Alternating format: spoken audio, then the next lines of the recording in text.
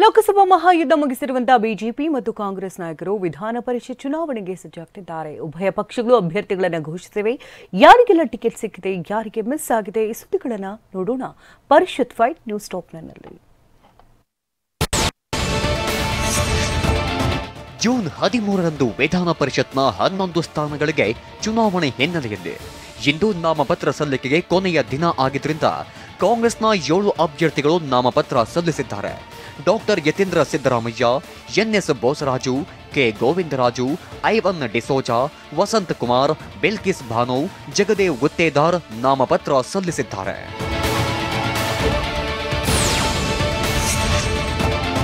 ಲೋಕಸಭೆ ಮಹಾಯುದ್ಧ ಮುಗಿಸಿರೋ BJP ಮತ್ತು ಕಾಂಗ್ರೆಸ್ ನಾಯಕರು ವಿಧಾನ ಪರಿಷತ್ ಚುನಾವಣೆಗೆ ಸಜ್ಜಾಗ್ತಿದ್ದಾರೆ. ವಿಧಾನಸಭೆಯಿಂದ ಪರಿಷತ್ಗೆ ನಡೆಯುವ ಚುನಾವಣೆಗೆ ಉಭಯ ಪಕ್ಷಗಳು ಅಭ್ಯರ್ಥಿಗಳನ್ನ ಘೋಷಿಸಿವೆ. ಕಾಂಗ್ರೆಸ್ಗೆ 7 ಸ್ಥಾನ ಗೆಲ್ಲುವ ಅವಕಾಶವಿದ್ದು ಅಳೆದು ತೂಗಿ 7 ಅಭ್ಯರ್ಥಿಗಳ ಫೈನಲ್ ಪಟ್ಟಿ ಪ್ರಕಟಿಸಿದೆ. ತಂದೆ ಸಿದ್ದರಾಮಯ್ಯಗೆ ನಿಮ್ಮ ಉಬ್ಬಿದ ರಕ್ತನಾಳಗಳ ಸಮಸ್ಯೆಗೆ ಎವಿಸ್ ಆಸ್ಪತ್ರೆಯಲ್ಲಿ ಕೇವಲ 30 ನಿಮಿಷದ ಲೇಸರ್ ಚಿಕಿತ್ಸೆಯೊಂದಿಗೆ ಮುಕ್ತಿ ಹೊಂದಬಹುದು.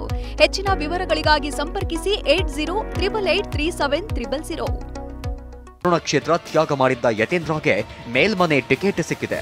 ಹಾಗೆಯೇ ಸಚಿವರಾಗಿರೋ ಕಾರಣಕ್ಕೆ ಮತ್ತು ಹೈಕಮಾಂಡ್ ಜೊತೆ ಉತ್ತಮ ಬಾಂಧವ್ಯ ಇಟ್ಟುಕೊಂಡಿರೋ ಎನ್ಎಸ್ ಬೋಸರಾಜುಗೆ ಮಣೆ ಹಾಕಲಾಗಿದೆ.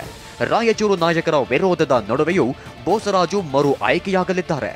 ಇನ್ನು 3ನೇ ಬಾರಿಗೆ ಆಯ್ಕೆಯಾಗ್ತಿರೋ ಡಾಕ್ಟರ್ ಕೆ ಗೋವಿಂದರಾಜುಗೆ ಟಿಕೆಟ್ ನೀಡಿರೋದು ಎಲ್ಲರ ಹುಬ್ಬೇರುವಂತೆ ಮಾಡಿದೆ.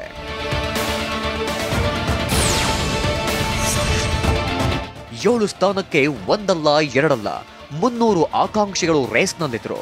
ಹೀಗಾಗಿ ಪರಿಷತ್ ಟಿಕೆಟ್ ವಿಚಾರ ದೆಹಲಿ ಅಂಗಳ ತಲುಪಿತ್ತು. ಲಿಸ್ಟ್ ತೆಗೆದುಕೊಂಡು ದೆಹಲಿಗೆ ಹೋಗಿದ್ದ ಸಿದ್ದರಾಮಯ್ಯ, ಡಿಕೆ ಶಿವಕುಮಾರ್ ದೆಹಲಿಯಲ್ಲಿ 65 ಜನರ ಲಿಸ್ಟ್ ಫೈನಲ್ ಮಾಡಿದ್ರು. ಇದೀಗ ಟಿಕೆಟ್ ಸಿಗದವರು ಸಹಜವಾಗಿಯೇ ಬೇಸರ ವ್ಯಕ್ತಪಡಿಸೋ ಸಾಧ್ಯತೆಯಿದೆ. ಅವರ ಮುನಿಸಿಗೆ ಮದ್ದರೆಯೋದು ಕಾಂಗ್ರೆಸ್ಗೆ ಸವಾಲಾಗಬಹುದು.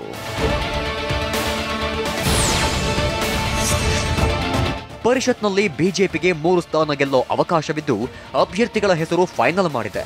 ಒಕ್ಕಲಿಗ ಸಮುದಾಯದ ಸಿಟಿ ರವಿ ಮತ್ತು ಪರಿಷತ್ ಸದಸ್ಯರಾಗಿರೋ ಗಂಗಾ ಮತಸ್ಥ ಸಮುದಾಯದ ಎನ್ ರವಿಕುಮಾರ್ಗೆ ಮತ್ತೊಂದು ಚಾನ್ಸ್ ನೀಡಲಾಗಿದೆ. ಹಾಗೆಯೇ ಮರಾಠ ಸಮುದಾಯದ ಎಂಬಿ ಮುಳೆಗೆ ಟಿಕೆಟ್ ನೀಡಲಾಗಿದೆ.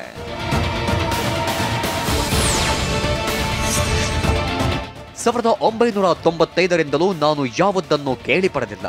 ಪಕ್ಷ ಹೇಳಿದ್ದನ್ನ ಮಾಡುವುದಷ್ಟೇ ನನ್ನ ಕೆಲಸ ಅಂತ ಮಾಜಿ ಸಚಿವ ಸಿಟಿ ರವಿ ಹೇಳಿದ್ರು. ನನಗೇನು ಬೇಕು ಎಂಬುದನ್ನ ಪಕ್ಷ ನಿರ್ಧಾರ ಮಾಡುತ್ತೆ. ಟಿಕೆಟ್ ಕೊಟ್ಟಿದ್ದಕ್ಕೆ ರಾಷ್ಟ್ರ ರಾಜ್ಯ ನಾಯಕರಿಗೆ ಅಭಿನಂದನೆ ಸಲ್ಲಿಸುತ್ತೇನೆ ಅಂತಿದ್ದಾರೆ. ದೇವಂದೇ ಹೇಳಿದ್ದೆ 95ರ ನಂತರ ಪಕ್ಷದಲ್ಲಿ ಕೇಳಿ ಪಡೆದ ನನಗೆ ಅಭ್ಯಾಸ ಇಲ್ಲ ಅಂತ ಹೇಳಿ. ಪಕ್ಷವನ್ನು ಬಲಗೊಳಿಸೋದು, ಪಕ್ಷಕ್ಕೆ ಶಕ್ತಿ ತುಂಬೋದು ಅದು ನನ್ನ ಕೆಲಸ. ನನ್ನ ಬಗ್ಗೆ ಯೋಚನೆ ಮಾಡೋದು ಪಾರ್ಟಿ ಕೆಲಸ. ನಾನು ಏನಾಗಬೇಕು ಅನ್ನೋ ನಿರ್ಣಯನ ಪಾರ್ಟಿ ಮಾಡಬೇಕು. ಲೋಕಸಭೆ ಚುನಾವಣೆಯಲ್ಲಿ ಬಿಜೆಪಿ ಜೆಡಿಎಸ್ ಮೈತ್ರಿಯಿಂದಾದ ಬದಲಾವಣೆಯಿಂದ ಸುಮಲತಾ ಮಂಡ್ಯ ಕ್ಷೇತ್ರ ಬಿಟ್ಟುಕೊಟ್ಟಿದ್ರು. ಹೀಗಾಗಿ ಪರಿಷತ್ ರೇಸ್ನಲ್ಲಿ ಸುಮಲತಾ ಹೆಸರು ಕೇಳಿ ಬಂದಿತ್ತು.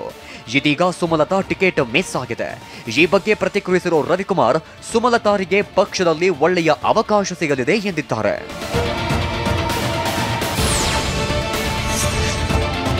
ಇಂದು ದಕ್ಷಿಣ ಶಿಕ್ಷಕರ ಕ್ಷೇತ್ರ, ನೈಋತ್ಯ ಪದವೀಧರ ಕ್ಷೇತ್ರ ಸೇರಿ 6 ಪರಿಷತ್ ಕ್ಷೇತ್ರಗಳ ಮತದಾನ ನಡೆಯಲಿದೆ. ಇಂದು ಮತ್ತು ಜೂನ್ 13ರಂದು ನಡೆಯುವ ಪರಿಷತ್ ಚುನಾವಣೆಯಲ್ಲಿ ಗೆದ್ದು ಮೇಲ್ಮನೆಯಲ್ಲಿ ಹಿಡಿತ ಸಾಧಿಸಲು 3 ಪಕ್ಷಗಳ ರಣತಂತ್ರ ಭರ್ಜರಿಯಾಗಿಯೇ ನಡೆಯುತ್ತಿದೆ.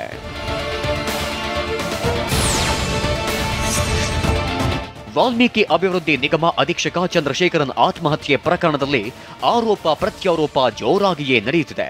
ಭ್ರಷ್ಟಾಚಾರಕ್ಕೆ ಅಮಾಯಕ ಚಂದ್ರಶೇಖರನ್ ಜೀವ ಬಲಿಯಾಗಿದೆ ಅಂತ ಕಾಂಗ್ರೆಸ್ ವಿರುದ್ಧ ಮಾಜಿ ಸಚಿವ ಶ್ರೀರಾಮುಲು ವಾಗ್ದಾಳಿ ನಡೆಸಿದ್ರು. ಎಸ್ಐಟಿ ಪ್ರಕರಣದ ತನಿಖೆ ಮಾಡ್ತಿದ್ರು, ಸಚಿವರು ರಾಜೀನಾಮೆ ಕೊಟ್ಟಿಲ್ಲ ಅಂತ ಕಿಡಿಕಾರಿದ್ರು.